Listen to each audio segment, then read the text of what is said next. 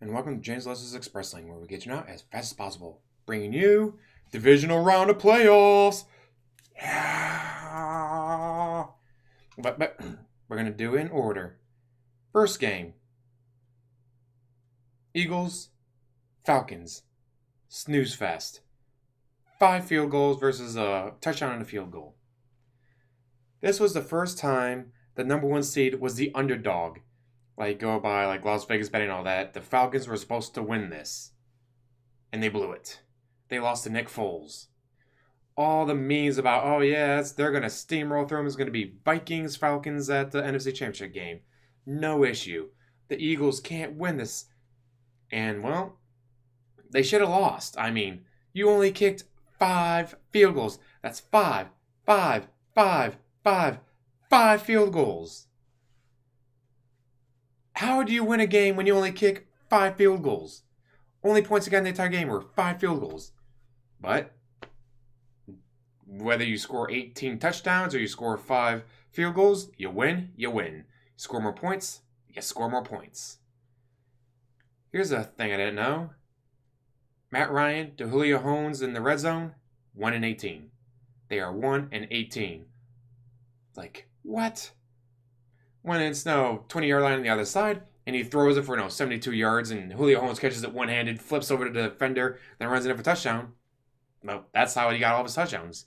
When they get to the red zone, he couldn't do squat, which is weird for Julio Jones. But it's kind of sad to say that, I kind of knew that Nick Foles wasn't that bad a quarterback as people were making him out to be, but he's not Carson Wentz. Clearly showing this game. Carson Wentz had been out there, probably would have scored at least a touchdown or two.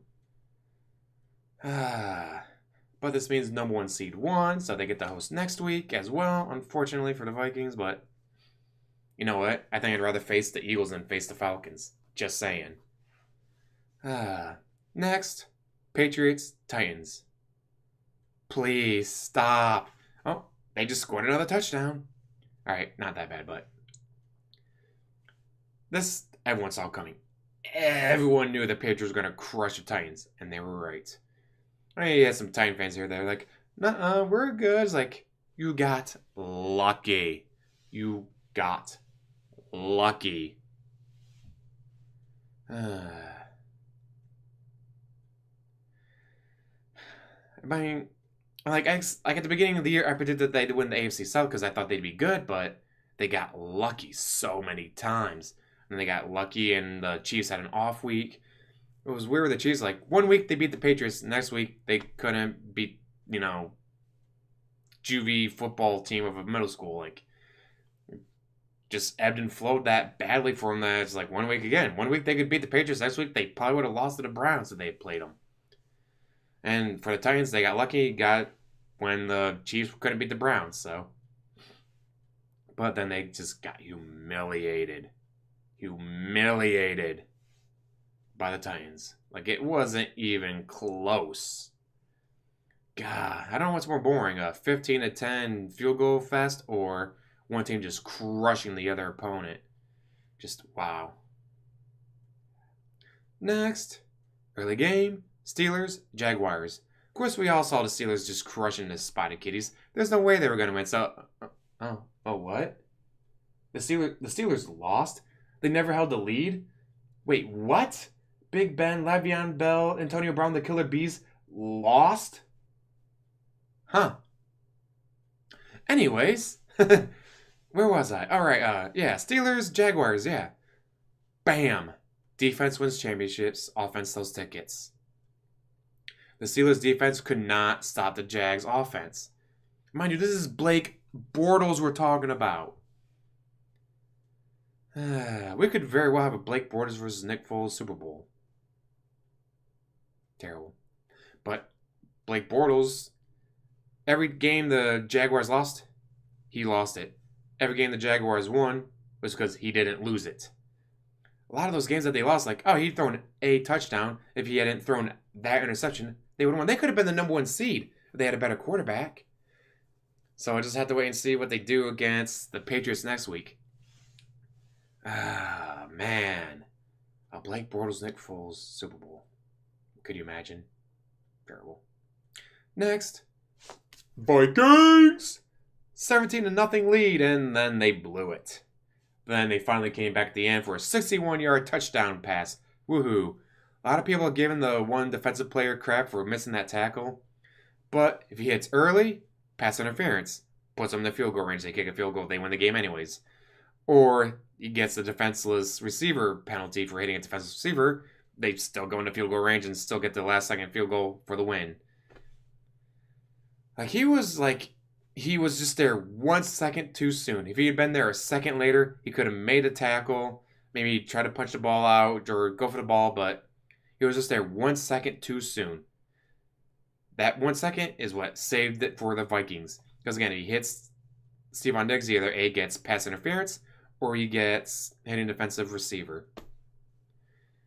So don't give him crap for that. He was off by once. I think he's a rookie. So you're going to really give this rookie that much crap for being off by 1 second? I'm not. Especially since gave us the win. I expected the Vikings to win. We had the better defense. The offense for the Saints is a little better because Drew Brees has been there. Alvin Kamara is a great running back. And so on the offensive side, I was a little worried. But on the defense side, we had that.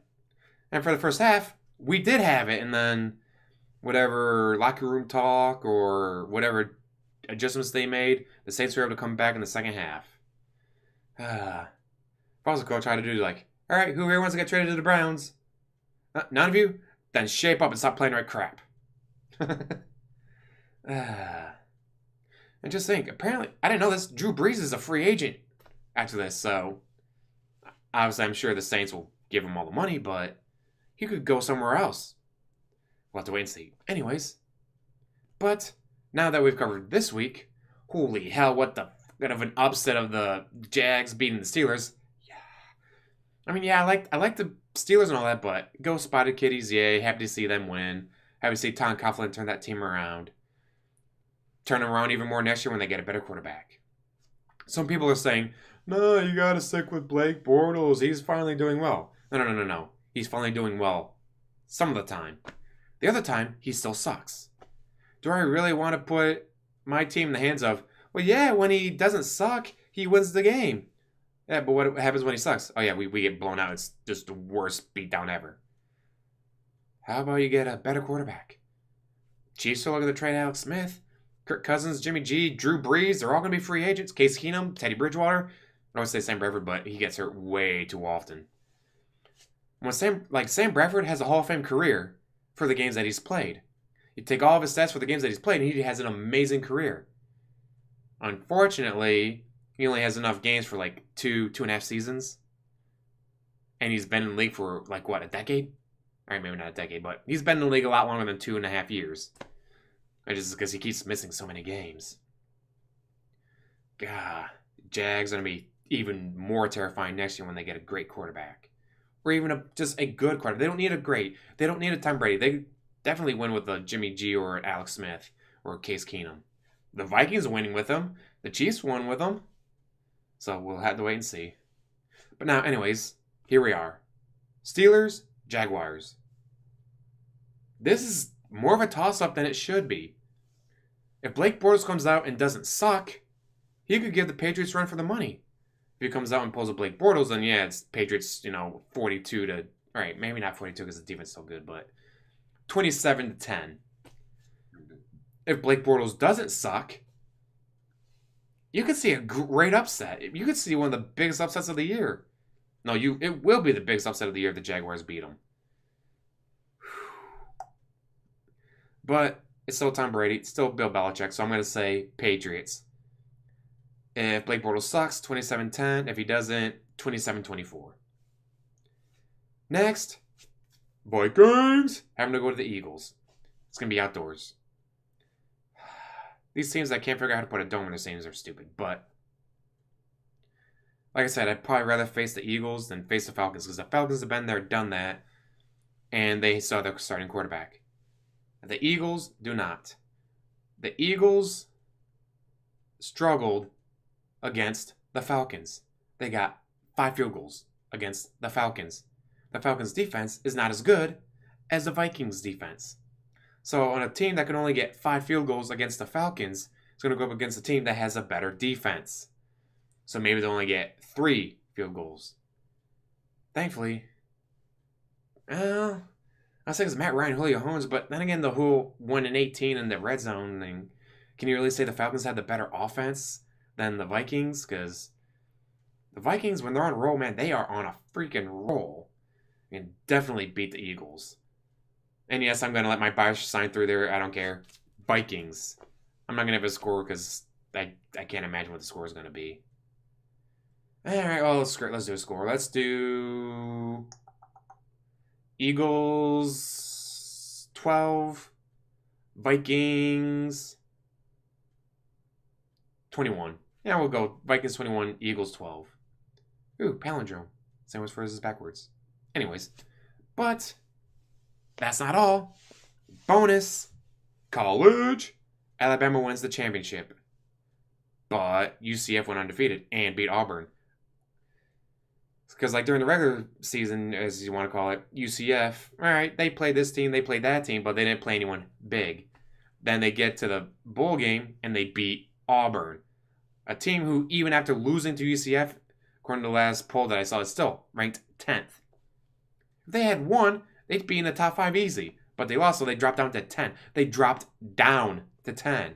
Like, that's how good Auburn is, that the team beats them, and they only drop down to 10.